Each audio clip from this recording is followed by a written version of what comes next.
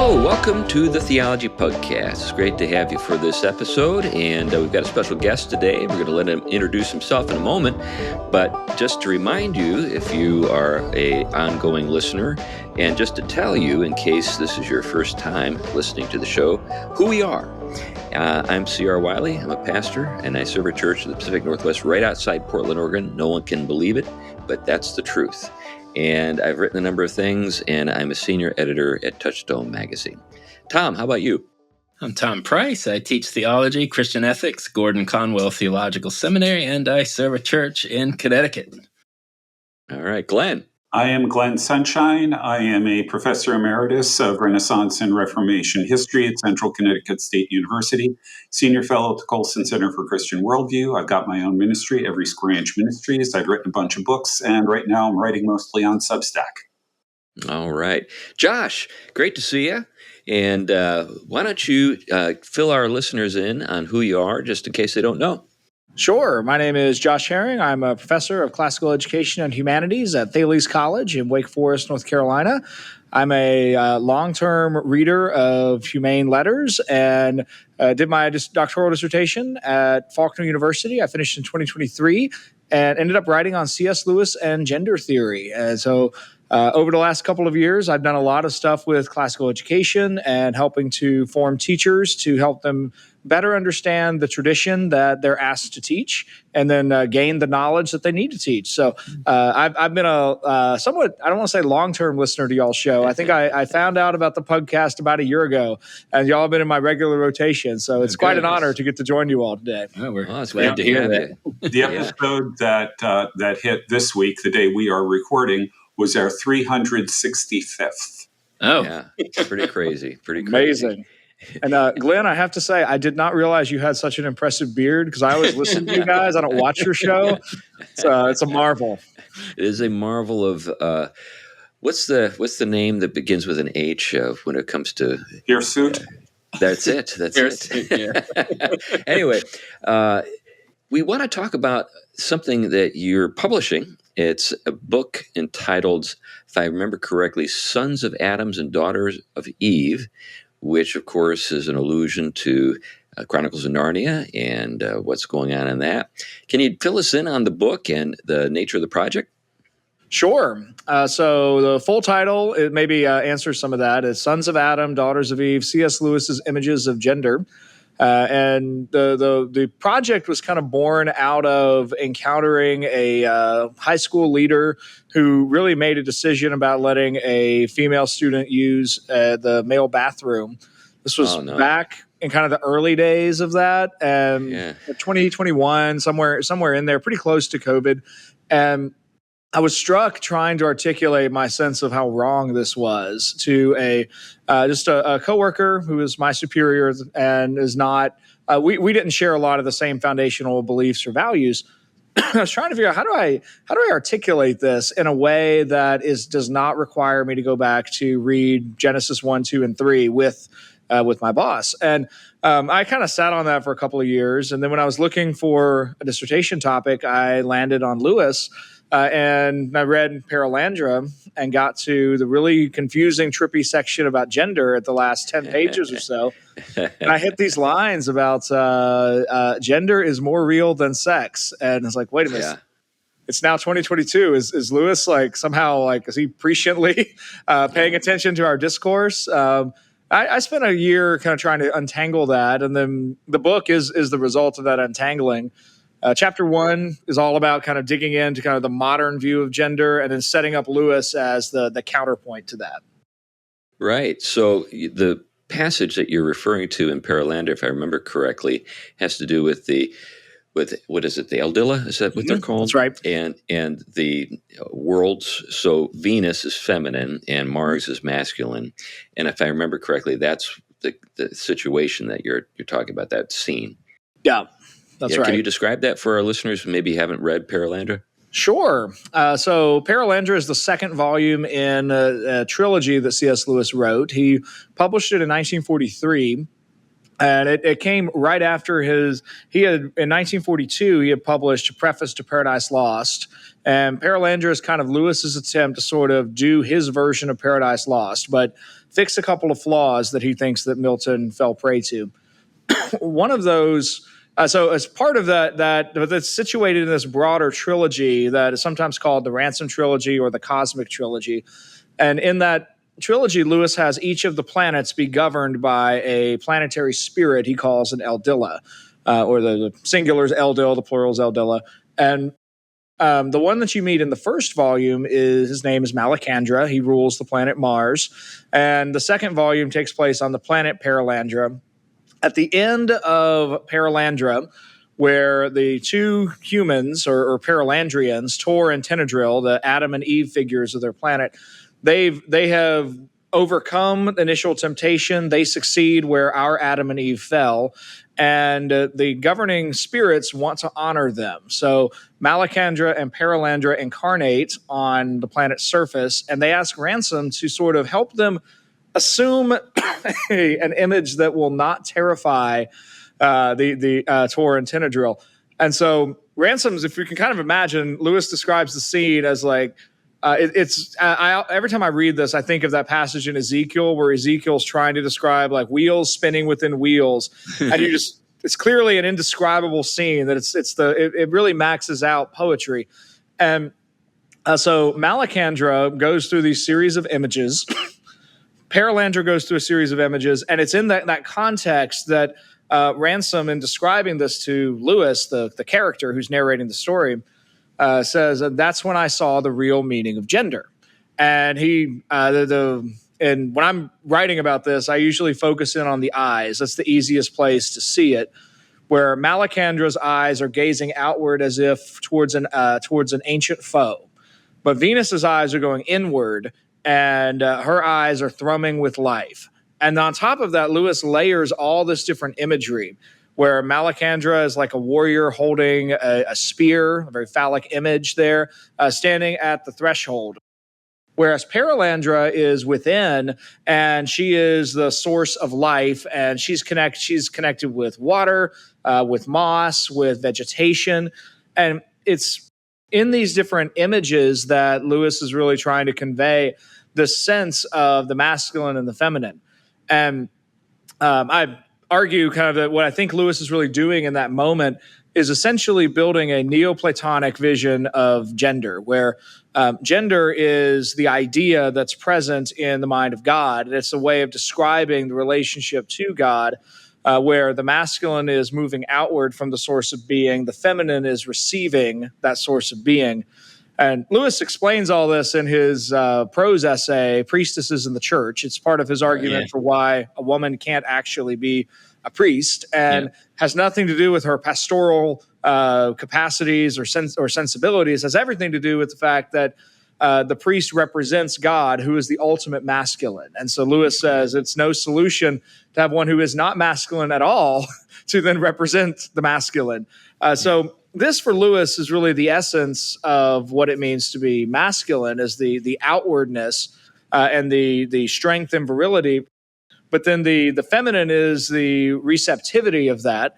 Those ideas then manifest themselves biologically. And one of the other last thing I'll stop after this, that part of what Lewis also traces is that really every character in his books is either masculine or feminine. That essence is fixed. And yet there are these qualities that we tend to associate with either men or women. They can acquire the qualities that are coded to the other gender with never any question of whether or not what their gender is, which I think should not be controversial. But like when Lucy really wants to fight, that doesn't make her a boy. It just means that she does have some masculine qualities, but she's still quintessentially a girl. Yeah, and so I think this is part of what I think Lewis is getting at really throughout all of his fiction. Well, you've given us a lot to reflect on here, and I know that Tom is chomping at the bit. So go ahead, Tom. Well, reminds me also of a little bit close to the time, but a little bit different in different contexts. But of course, in the Catholic line, it's what became John Paul's emphasis, right? Theology of the body. Mm-hmm. And I'm curious, do you get much into that side? Because it's going on roughly around the same time. Well, I must confess, I tried. Yeah. I read just enough of Theology of the Body to work a good quote into the introduction. Yeah. And then there were so many pieces of this project I wanted to do, and I just ran out of time.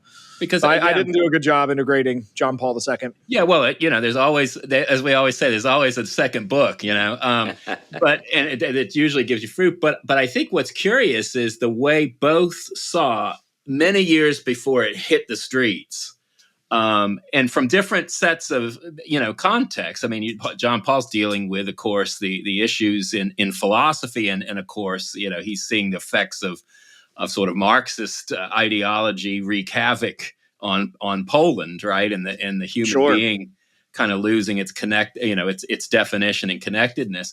But I was just curious if there were threads that kind of tied their intellectual worlds together, because they both saw something at a time where a lot of people didn't see it. I think if I had to think on the fly, and I suspect you're all better versed in John Paul II than I am, but I think what they both had in common was a very palpable sense of the way the modern world is moving away from nature and the given. Yeah. And that the modern world, particularly the communist threat that John Paul saw so clearly, is really antithetical to receiving the world as a gift from a loving God. Yeah. And that all the ways of rejecting that gift are going to work themselves out. Because that really is what Lewis is ultimately getting at. It's what I found by the time I finished the book was that I had not actually written a book about gender. I had written a book about the right response to the givenness of reality. Because that's really what Lewis is getting at. All of reality is a gift. All of creation is a gift. Our response is not to critique it and reject it and ask for a different gift. The right response is the response of gratitude.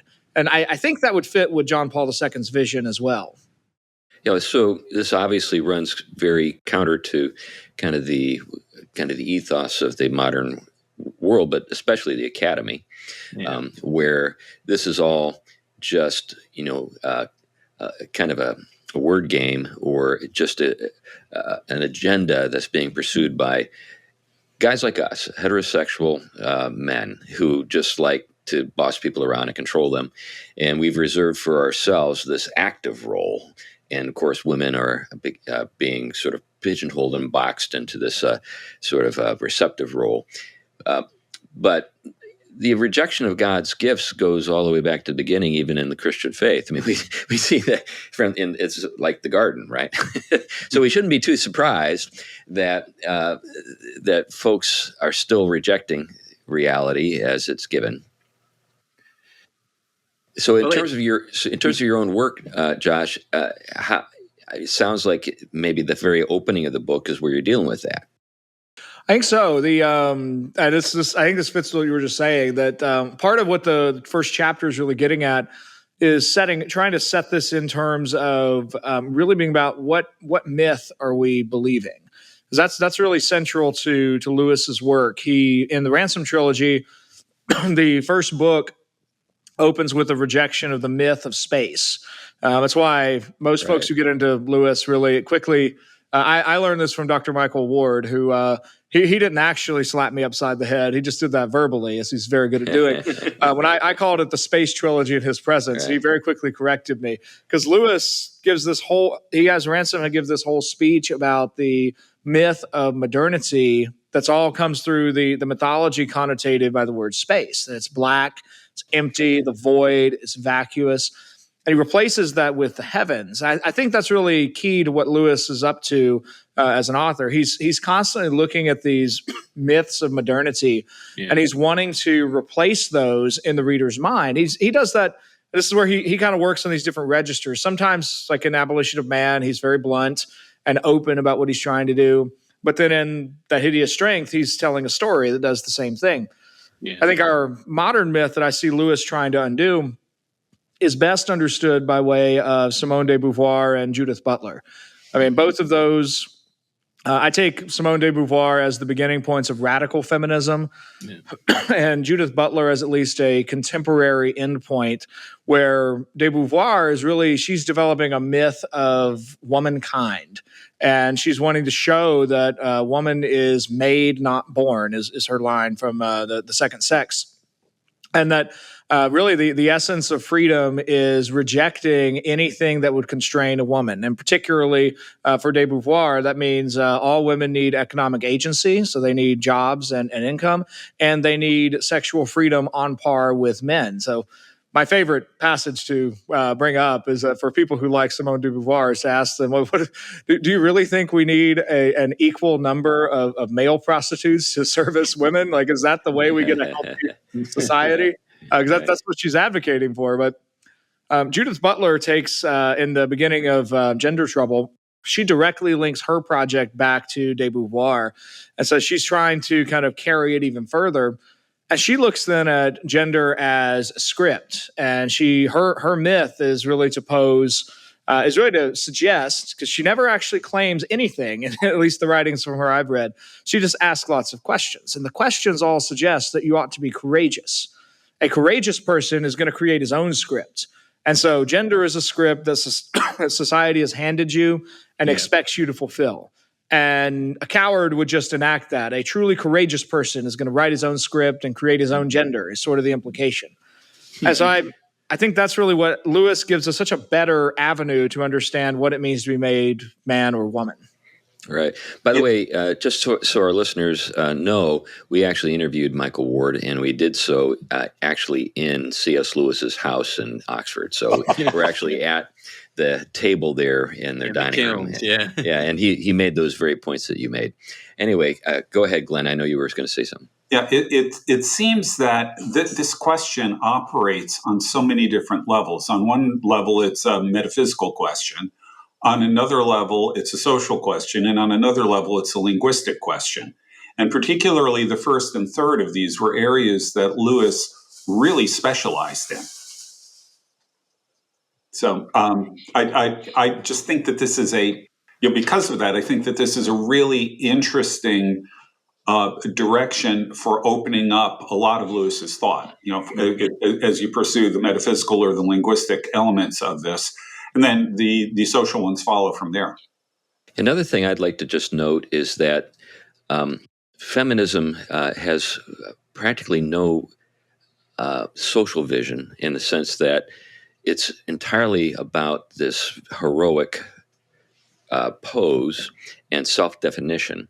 So whenever the conversation moves in the direction of, well, how do we actually order society, and what are we to think of in terms of men making themselves?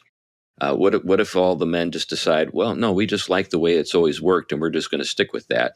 Does that mean that there's no place for men and women to interact and actually work together anymore, as everybody is just kind of pursuing their own thing, and there's no space that they can occupy that is complementary to each other? In other words, that actually lends itself to like doing things like creating another generation of human beings. I never hear these people talk about anything like that. It's all about sort of championing my freedom to define myself. Well, actually, though, it isn't. If you follow through on what de Beauvoir is saying, what she's saying is that women need to become men. Mm-hmm. Everything she says about women is basically saying we have to be exactly like the men are. She's not saying anything distinctive about women. And which does make my point that we don't actually have conjugal relations.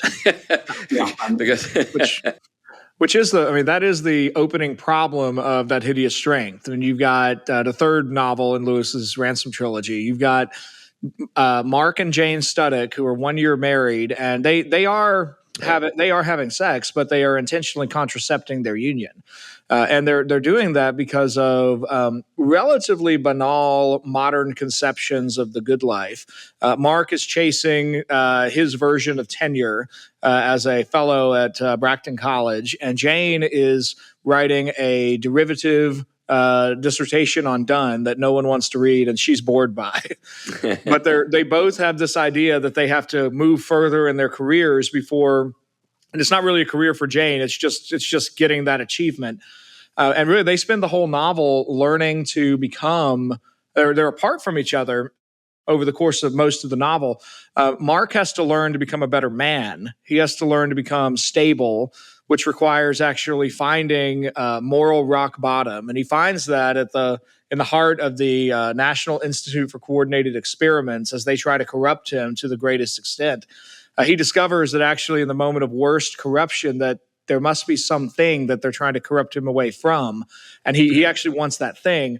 Meanwhile, Jane is over in Ransom's community at St. Anne's, and she's learning to be a submissive wife. And she doesn't quite know that that's what she's learning, but she's learning habits of submitting to Ransom as the director, because by submitting to Ransom, she submits to Mal Eldil.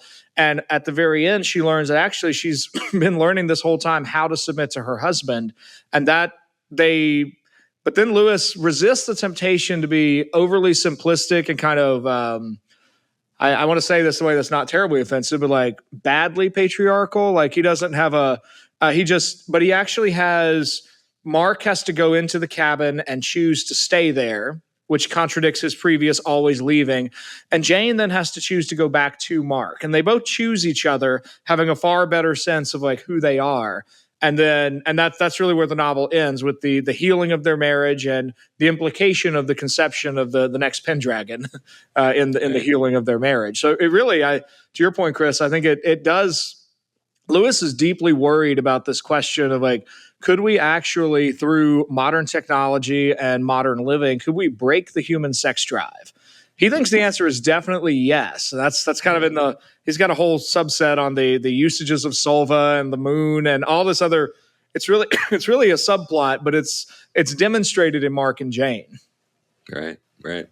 Now, it's the point Michael Ward makes that Lewis is really one of the things that's really important to Lewis is contraception. He sees that as just a really major negative and something that we need to well, I would say get rid of.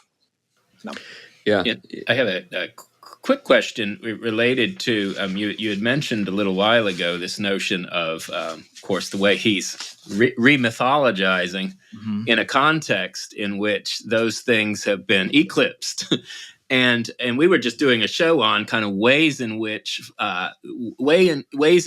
we can ourselves be instructed or cultivated and formed in ways to see these things better, like Lewis was able to have an antenna for, but also to guide others to do it. And I think what we have here with Lewis is, of course, a master at this in a world that is just immersed in modernism, scientism, and increasingly technological formation.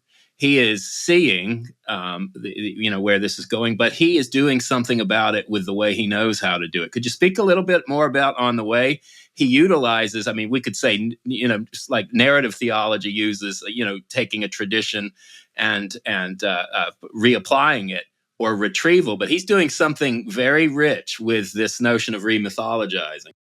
He is. I mean, and I think the best book that Lewis wrote that kind of lays this out is The Discarded Image. Yeah, I mean, that's Lewis, the collection of Lewis's essays as a Renaissance literature and late medieval guy, published right after his death in 1964. But the Discarded Image is really Lewis's ode to the beauty of the medieval worldview. And in contrast to, I'm just going to say us moderns, because I think we're all recovering moderns to some extent. We tend to look at the world on a horizontal plane. What Lewis wants to do is go back to a medieval perspective of looking at reality on a vertical plane, and where God is at the top and the devil is below, and we are pretty close to the bottom, but not the bottom. And that when we consider reality, he likens it to going out to a field and laying on your back and looking up the night sky and like literally seeing upwards. And this is how we ought to imagine creation. And I think he then shows that in various ways throughout the Ransom trilogy. And if you follow, and folks have imagined what's happening with Ransom in a lot of ways. Monica Hilder kind of frames it through sort of a hero's journey. Joe Rigney looks at this through the creation of courage in place of cowardice and that sort of thing. I look at Ransom as really a thoroughly trained, or he's a trained philologist who's an unreflexive modern. There's nothing in his character in Out of the Silent Planet that makes you think, here is a spiritually attuned man who is worried about the fate of the universe. He's just oblivious to this. But the first novel is sort of him awakening to just how empty and meaningless his life is, and discovering that actually when he's with the Hrasa, and he gets this much richer, poetic, imaginative way of being demonstrated for him. He learns that his route to happiness and joy is not through waiting or disobedience. That always brings consequences, but instead is through obedience and through submission is actually the way that he flourishes. And he gets this picture of such a broader universe than he thought existed. Paralandra sort of he gets brought in as an active agent of the good. And so now suddenly, now that he's aware of actually God is on the move, God is redeeming his fallen creation. And that's not just finished once Jesus resurrected and ascended, it's ongoing. And for Ransom learns that the rest of the cosmos is sort of at work looking for what will happen to Thulkandra. And then by the time you get to the final novel, he's actively building a community of like-minded people around him to also participate in a bizarrely passive way in the redemption of the Silent Planet. There's an article I'm currently working on, but I think it's just absolutely fascinating that the mode of rebellion for these folks, McPhee at one point asked, what exactly have we done besides feed some pigs and cook some food? And Ransom says, you've done what was required of you. You have waited and you have obeyed. That's it. Well, that's fascinating. So what you're saying is then there is basically the pedagogy that is being spelled out as he's telling this story that is leading to not only his own cultivation and ability to see, but then to cultivate that in others, but in a way that they're not ready to see yet, but they're already being formed and fashioned and ready. That's the kind of stuff that I think that a few people would have been attuned to than Lewis and his ilk. Yeah, I don't know if many people actually follow that kind of character arc through the three books. I think people almost treat them as though we're dealing with three different Ransoms, and don't see the kind of the developmental thread that you just outlined for us, Josh. Oh, I make no claim to being correct. I just think it seems apparent to me that I think I really like that hideous strength. I think Tolkien may have been right that it's overstuffed, but I don't think it's a mistake to make Ransom the Pendragon and give him the obvious signs of the Pendragon, because one of the things that I think is essential for the Arthurian mythos is that Arthur is not himself an active knight going out on quest after he establishes Camelot. Instead, he is the center, and everything orbits around Arthur, and that enables this community to exist. And I think Lewis has that in view with Ransom. So he's not doing the same thing that he was doing in Out of the Silent Planet or in Auda or Paralandra, but instead his spiritual power, if you will, is much more through his communion with the cosmos and with the gods that descend. And it's more of a teaching role. Let's getting back to the theme of gender. This is a good thing to consider, because I think, especially with young men, they would identify as maybe kind of the adventure story that we have in Out of the Silent Planet, or with the knight errant kind of theme in Paralandra, but might not fully appreciate the kind of the fullness that you see with Ransom as the Pendragon in Out of the Silent Planet, in the sense that when it comes to being a truly mature man, you are governing in a very different way than maybe a young man could appreciate. In other words, you're exercising wisdom. So that's, he's this wise sort of figure at the center of things. He's not doing dramatic things like, killing, some possessed guy on Venus, or interacting with some really interesting sentient animals on another planet like Mars, but is in fact just kind of at the center of this kind of community, and the things are just kind of revolving around him, and he's exercising tremendous influence, but maybe not in the visual or visible ways that particularly young men appreciate. Yeah, I think that's right, and that fits with the. I think this is one place where Lewis is maybe a little unclear. It's unclear to me how much time passes between each book, but it's definitely the case by the time. I mean, by the time we get to that hideous strength, Ransom is probably in his 40s or 50s, and yet he looks like a man in his 30s, but he's also wounded, and so whatever good comes of perpetual suffering, like he's got that diligence and that long suffering built into his character at that point. I think you're right that's a different mode of action. I've got a friend of mine, Daniel, is the something of a patriarch. He and his wife had 11 children, and they're now up to over 60 grandchildren, I think. And Wow, great. I mean, part of the way he still is kind of the patriarch of the family, but it does look differently when he's at that stage, and it's more Right. about kind of being that, having the home that like all the families can come back to, and Right. that he can kind of check in. But it's different than when you're a young man and feeding a family and going out and Right. pounding the pavement. Like, so there's a stage of life aspect there, I suppose. Yeah. One of the things, this is going back to his character arc, one of the things that, as an academic, I find really funny is in the first book, it seems like his great goal is to produce his grammar of Old Solar. You know, and yet, well, there are bigger things in store for him than that. I mean, it just struck me as such an academic thing to want to do. Right. Well, Right. Glenn, since you said that, I wanted to come back to something you said earlier about the linguistic aspect. One thing, this is not connected to the Old Solar. This is going back about 10 minutes ago. But one of the things I think Lewis actually is pretty in tune with is the linguistic change that happens in the early 20th century between the words sex and gender. Yeah. For this, I went and looked at the Oxford English Dictionary to kind of track those words. And there is a big movement that happens between their semantic domains, where across the 16th, 17th, 18th, into 19th century, sex refers to masculinity and femininity. But by the time you get to the mid 19th century, it starts referring far more, people start using it far more to refer to the act of intercourse. And gender starts picking up this semantic domain to refer to what it means to be a man and what it means to be a woman. And they have a lot of overlap, but there does, by Lewis's day, there is a different use in which they're being employed. So I take it as significant that he does want to hold on to the word gender. He doesn't. He's not like I know a decent number of people want to sort of collapse down to just biological sex and get rid of even the idea that there are certain cultural practices that tend to code towards men, and that there's some thing that is essential about masculinity that's distinct from male biology. Lewis thinks that actually is a fight worth fighting, and that's part of what I think he has in view, in part because he sees that tied to the structure of language itself.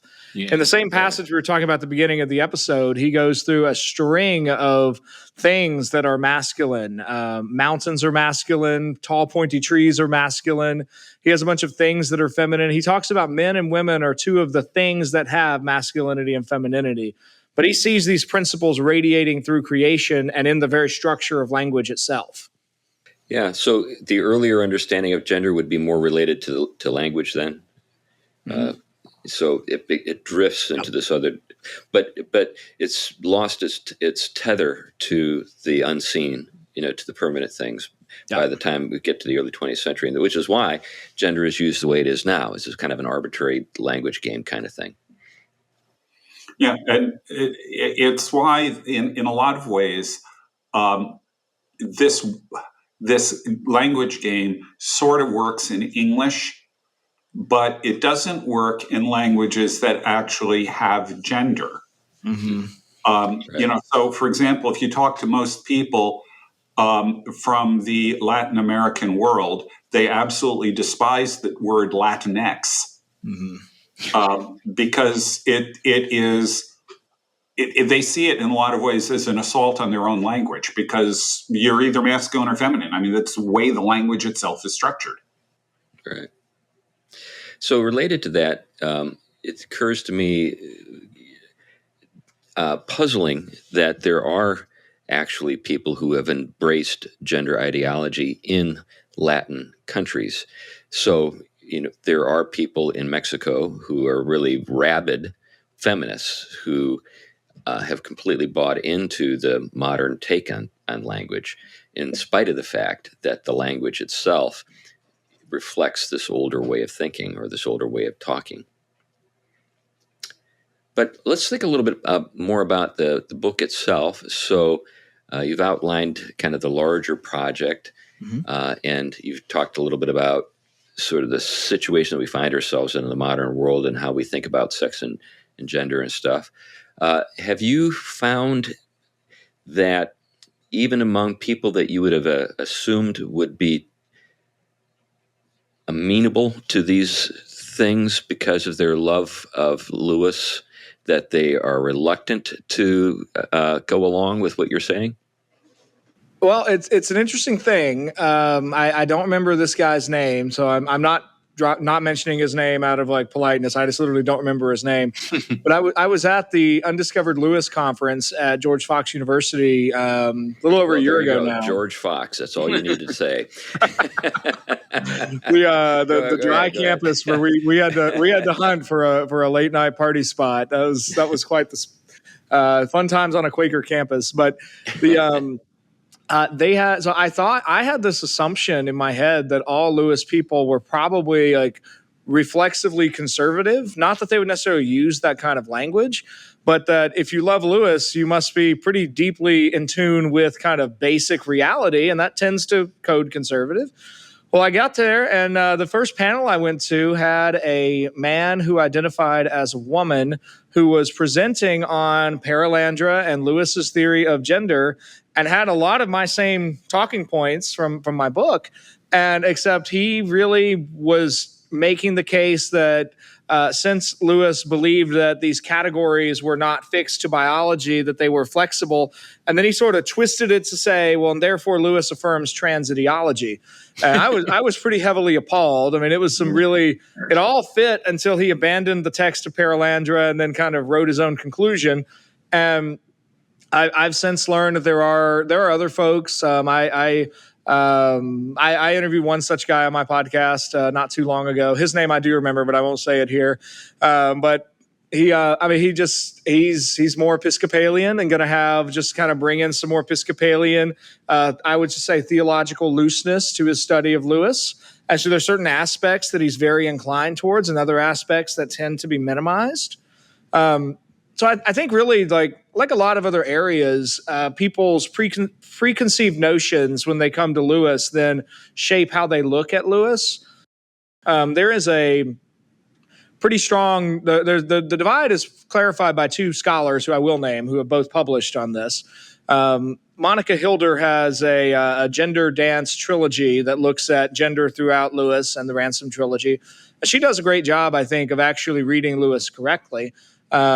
But her counterpart is Mary Van Llewellyn, who wrote a book called The Sword Between the Sexes. And she takes one line from The Problem of Pain, where Lewis says something to the effect that marriage dissolves the sword between the sexes. Well, she doesn't look at the context around that. She doesn't consider the fact that Lewis said that right after Joy Davidman's death. She instead kind of asserts that Lewis is here unsaying everything he's ever said about gender up to this point. And she goes on to sort of collapse Lewis down to be an egalitarian. So I think really there are the field of Lewis scholarship, if you can say that there is such a field. I'm not a huge fan of infinite studies, so I don't know that there really is a thing called Lewis studies. There are folks who would use that term, but I don't know if it's real. There are folks in there from kind of all over the political spectrum, and they still love Lewis and they love the stories that Lewis writes, but they bring a lot of they bring baggage to their study, I would say. Yeah, I think the reason that's important to note is that, say, folks in our audience, my guess is that they would assume that if you like Lewis, you're going to be on the same page with a lot of things that we're known for. And that's just not the case. Your experience reflects my experience, and even in evangelical circles. So it's not just Episcopalians out there that we need to, note can do this sort of thing. I've come across that kind of thing at places like Wheaton College. So anyway, Oh yeah, just to name a school, it shows up. I had it show up in one of my classes. I won't say where. It does. It's fashionable, and it is another. It's now become really another language. It's not a shared common world. And I think that's part of what the intention is, to break up what was considered a common world, because they saw the hierarchies in it problematic for their kind of metaphysical vision, which flattens these, and everything becomes fluid and able to kind of potential that can be constructed or turned into any artifact that we desire or put our creative energies to, or that. But it is interesting, because one of the things you see shift is the notion of course, the human anthropology, what it means to be a human, but the whole way in which identity is even thought about. And I think for these that have embraced this kind of fluid identity, or there is, you can be what you feel, or however this works, is that for them is if you honor that, you assent to it, you affirm it, that's what they see as basically you giving them that's what it means to have dignity, to be seen in a way that you project, that you're onto your bodily screen, if you will, or your enactment of it. And this is a radical shift. But I do think, to your point, Lewis knows this is coming somehow. It's being addressed, and at a time that he saw it worth addressing. Right. Well, earlier this semester, I was teaching Lewis's book, An Experiment in Criticism, and he talks about this a little bit. I don't think he saw this exact literary move coming, but he talked about the essential difference he makes between good readers and bad readers. One of the essential differences are those who receive a book for what it is, versus those who kind of read it for some sort of use. And I think there are plenty of literary scholars who would really object, I'm sure, to being said they're really reading this for use. But I think that's what most of critical scholarship really becomes. You're just reading something to use it as a tool, an artifact to apply your theory, whereas actual reading requires humility and submission to the text. And it's that submission to the text that enables accurate reading. And that's really what I think makes the biggest difference between these different camps of Lewis scholars that we're describing. Like there are plenty of folks, and I would just say Michael Ward is the crowned king of those folks, who just insist on reading Lewis for what he said. But it's the folks who want to read Lewis to twist him into some narrative that I think are really just pernicious.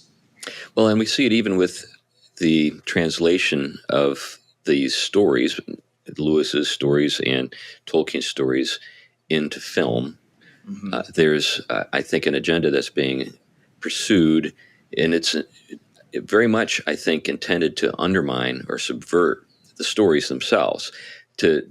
Because the stories, if you just read them innocently, naively, it's pretty obvious what's going on, and it reinforces all sorts of things. They reinforce all sorts of things that are true, but people don't like. So I'm dreading what's going to become of the Netflix sort of new series of stories on the Chronicles of Narnia. I think we're going to see something very much like what was going on with Rings of Power, which is what Amazon did to Tolkien, and very, I think, intentionally to undermine Tolkien's world. I mean, and make it just one more sort of plaything for us to, like, I don't know, something like Dungeons and Dragons, where it's just all LARPing, and if I want to be a transgender elf, I can do that, even though it violates everything about Tolkien's outlook.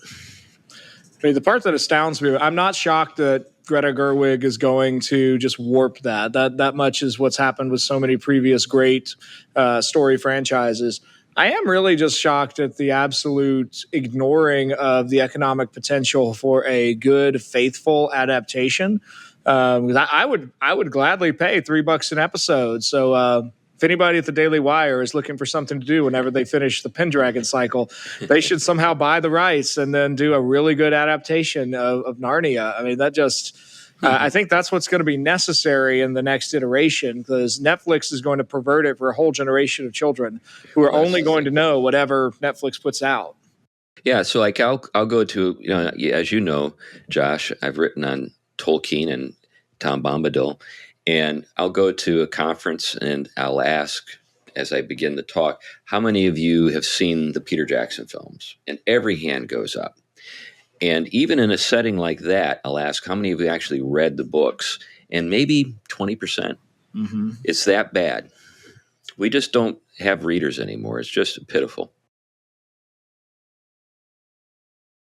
Well, we have some things we can recommend. Well, you can just read the Chronicles of Narnia, or you can just read the Lord of the Rings, for goodness sake. Why do you have to have this all spoon-fed for you? And there's this idea that it becomes really important if it's made into a film. In other words, that's like what Lewis and Tolkien were always hoping for, is that their books would be turned into films, because that's what is real. Yeah, Tolkien. We also in the same class we read On Fairy Stories. I mean, he has a great passage in that essay where he's very skeptical of the ability to actually portray fairy on the stage. And now film technology has come a long way since then, but I think his argument still holds true that you can't really convey the atmosphere and the feel of fairy. And you certainly can't do it in a way that like doesn't trigger lasciviousness or lust. I mean, that's another thing those kinds of movies tend to fall into. Right. Yeah. It just as an additional note here, it's not just Narnia or the Rings of Power that the people who run the studios are butchering. They've got a very, very clear agenda. And, one example which you may or may not think much of. There's a Polish author whose name I don't remember or can't pronounce. Who did a series of books known collectively as The Witcher. It got turned into a video game. It's so bad. He had a world already developed and everything else. It got picked up, and they promptly ignored all the IP and destroyed the whole thing. It's a similar sort of process, because there's a fundamental agenda that they have that they want to push. And actually, the people who wrote the Witcher series for television actually hated the source material, and you can tell with the result. You can. My wife and I actually we've been following The Witcher, and we did. We kind of fell off watching it in season 3 because the storytelling is just awful. Yeah, it's boring. There's no plot anymore, and what plot there is takes forever to get to. So they just dropped season 4. We watched half of the first episode, and then we're like, okay, we're just going to skip to the last episode. I skipped 6 episodes and wasn't missing a thing. And I read 3 of those books, and the books were each enjoyable as a standalone fantasy novel. Not anything great, nothing particularly even good, but they were sensible standalone fantasy novels from a guy who makes a living coding computer games. I guess that's fine. More power to you. But I wrote about this a couple of years ago for Public Discourse. They published it as an essay called The Netflix Effect. I was looking particularly at the Netflix show, The Queen's Gambit, because I really liked the show, and enough that I saw it was based on a novel, the same title. I went and read the novel, and what I thought was so interesting was that the core plot was the same. It's all about this girl who is a secret chess genius, and she eventually goes to Russia and defeats like the grand chess master of Russia. It's that sort of plot line. But the Netflix show adds this tranquilizer addiction. Where she just like supposedly takes tranks and looks at the ceiling and can see chess moves in her head. And it adds nothing to the plot except this idea that like this is actually her addiction is her superpower. And I got to thinking about the fact that this really, particularly Netflix, but I think Amazon is prone to it as well. this tends to be the modern approach to storytelling. Let's take something that works and let's just add a degraded element, and then we'll push it out to a wider audience.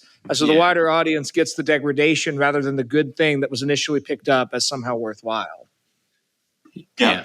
And yeah, like I said, for me, I read the Witcher books. Um, and I like fantasy novels. I read them. I thought they were fun books.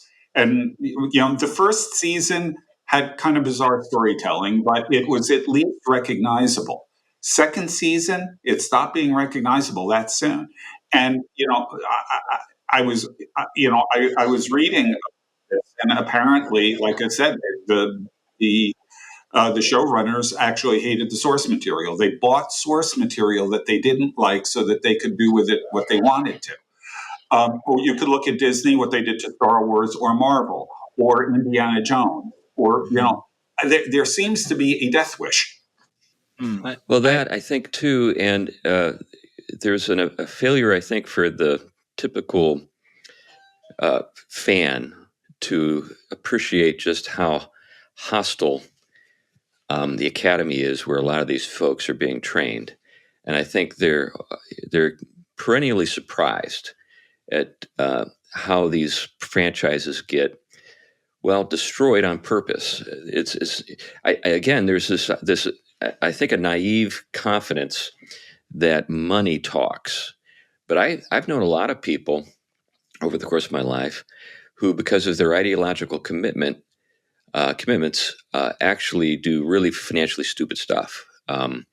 And so money isn't always the bottom line. Often the bottom line is, what do the people I think are really important think about me? And I want to be in that group. And I will gladly, you know, uh, trash my own ethnic community. I'll gladly disavow my connection to my family. I'll gladly ruin a great piece of literature, so long as those folks think I'm part of their club. Well, I think that the fan base has kind of picked up on this kind of thing. They definitely understand the hostility to all of the things that they value. I mean, again, if you read the responses on this, all you have to do is really watch The Critical Drinker, and you'll get this. Well, I think Go ahead. But let me. You said The Critical Drinker. I want you to define that, because I've heard of that. I don't know what it is. The Critical Drinker is a film critic on YouTube. He is very good at what he does, but he's from Britain, and so he drops a whole lot of F-bombs. Be warned. Okay. But he's a person who's talking about Hollywood and storytelling and stuff like that. He does things on mostly on movies, television shows, but also some video game stuff. I don't pay attention to those because I don't do video games. But Gotcha. But Go ahead, Tom. Yeah. So what I was going to say is, what gets left out is all the things that need to be left in, and that's exactly what you're dealing with in your book. These kinds of things that never get questioned, and these books are bringing out there to be thought about and questioned. I mean, again, you may have gotten, with the Peter Jackson stuff, they did try to show some things with Tolkien in relationship to friendship and those kind of things, but it remains thin on the and I know that I don't expect a lot of filmmakers that are doing popularist interpretations to have much of a metaphysical antenna that, say, Tarkovsky had, and this is why Tarkovsky wouldn't do something like that. But they, this is why there isn't a great substitute for reading these things carefully and then knowing what he's up to by his other works. And I think, like you said, The Discarded Image is a great way of kind of decoding some of that for people who aren't accustomed to what he's up to. And then others, they just enjoy reading something that is forming and fashioning them the way it turns out to be in the last book, right? Where people are just doing these things, but they're actually also being immersed in something that they need to be immersed in. Well, one thing that's important to remember about storytelling Lewis talks about this in connection with myth, particularly, and I think what we're dealing with here are mythic stories. Myths connect our sort of mundane world with ultimate reality. And as a result, a myth is subject to multiple kinds of interpretations. As soon as you give it a single interpretation, you turn it into an allegory. You have to encounter, Lewis says, myth as myth. So, in other words, it's the story itself that you encounter, and out of this story, you can see greater significances in the plural. So related to that, though, Glenn, there are people who might interpret what you just said to mean we can make the hero's journey about a woman, which is what you see with, say, Star Wars. Now, when you think about Star Wars, it's a very intentionally modeled on the hero's journey that Joseph Campbell talks about, and the protagonist is always male in those stories because there is this connection to a larger reality where maleness means something more than just the way people think about it today. There's this mythic character to it, in the sense, if you think like Platonic ways of thinking about forms. Mm-hmm. In form, our understanding of what it means to be a man, but in an unconscious way. It's a myth isn't something that's laid out for you in the way a Platonic dialogue explains something. It's a story, but there are things that are going on that take things for granted. So what happened with Star Wars, with kind of the most recent stuff, it was very intentional.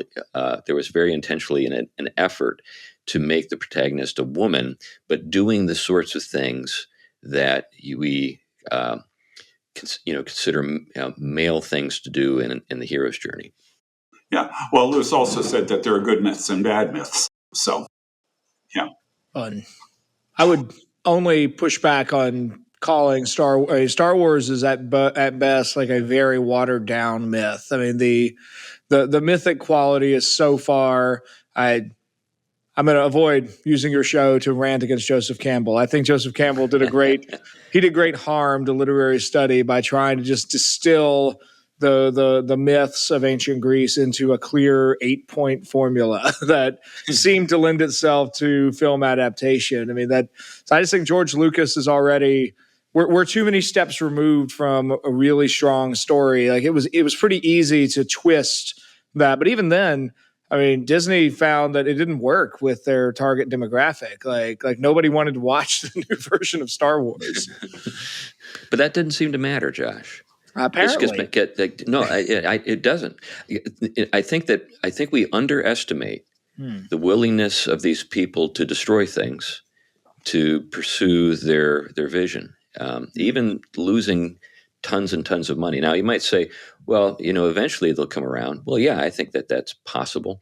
But we have so much margin for stupidity in our world right now in terms of the vast store of wealth that we possess. This hope that eventually people will get back in touch with reality, because eventually it does come around. As Horace said, you drive out nature, but it has a way of coming back through the window or whatever. We have so much that in terms of buffer, in terms of margin for stupidity, that I don't think I'll see it in my lifetime. Anyway, on that happy note, get to the end of things. Men without chest. So as we do bring things to a conclusion, I want to make sure that we give you a chance, Josh, to say anything maybe that you've been hoping to say that you haven't had a chance to say yet. The only I'll say, I'll just tack it back to my book. The one piece we didn't talk about is that the last two chapters take this general framework of gender and of givenness, and then look at the Chronicles of Narnia as sort of I think I did 8 principles that I was trying to index to the Chronicles. So I wrote that in particular thinking about my experience as a brand new teacher way back 12 years ago, I was teaching 7th grade literature, and I was handed Lion, the Witch, and the Wardrobe and Prince Caspian and a couple of classes of about 25 7th graders each. I was like, what do I do with this? Because as the teacher, you always want to be able to give your students more than they can just get on their own. And the beauty of Lewis is that he's accessible to almost everyone.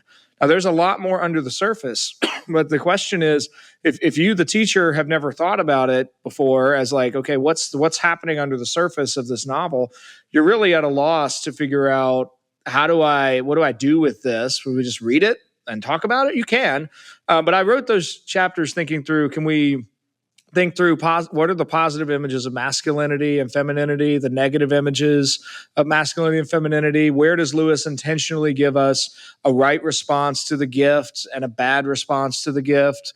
So I indict Eustace at the beginning of the Voyage of the Dawn Treader as really like he's always wrong. He always has the wrong response to everything that is given to him. And that's really part of what changes in his character. And these things are usually overlap, because his wrong response ties him to a bad response. It's part of he lacks masculinity at the beginning, but as he grows in courage and he grows in the right response, he also grows in masculinity and so on.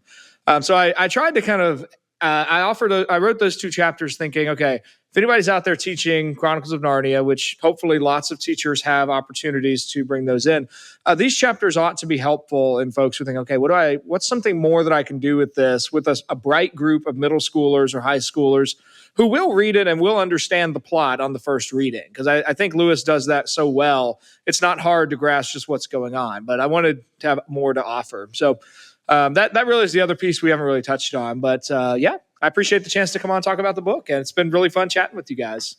Yeah, just in case people out there who are listening are wondering where can I buy it, it's not out yet. So we'll have you back on when it is out. And but in the meantime, people can just sort of take note, watch out for this. I've heard about it, so we're actually interviewing before it's been released. Anyway, scheduled for release soon. Very soon. In the words of Aslan, I call all time soon. It's coming soon. All right. I know the feeling. Yeah. Well, thanks a lot, Josh. We appreciate you coming on the show. And if you'd like to learn more about Josh and his work, we're going to have some links in the show notes so that you can get in touch with him and follow him. He's got his own podcast that I've been on, and I've enjoyed being on it. And we encourage you to go check it out. It's The Optimistic Curmudgeon, I think is the name of the show, right? That's right. That's right. Great name for a show. And also, if you'd like to support our work, we have a Patreon account, and there's a link in the show notes for that, too. All right. Well, thanks a lot, and bye-bye. Bye-bye. Bye. Bye, everybody.